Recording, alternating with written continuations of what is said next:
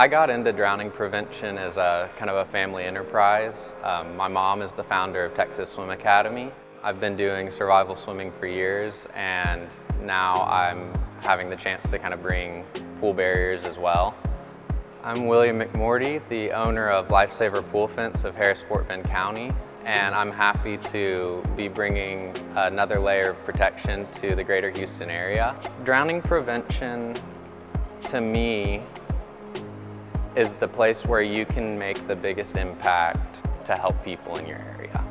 If it's the #1 cause of death for children 1 to 4, and it's the #2 for children 5 to 16, why wouldn't I want to reduce that?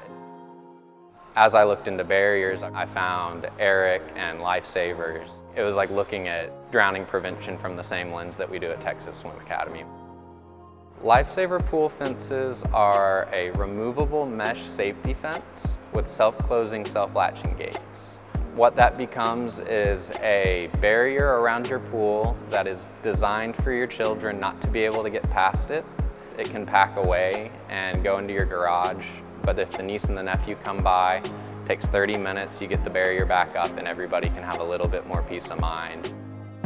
So 15 feet of fence stretched out, rolls up and stores in a cylinder that's about 10 inches in diameter.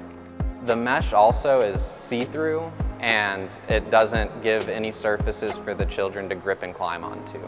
This is here for that one time that your kid's following you right behind you and you don't see them when you're taking out the trash.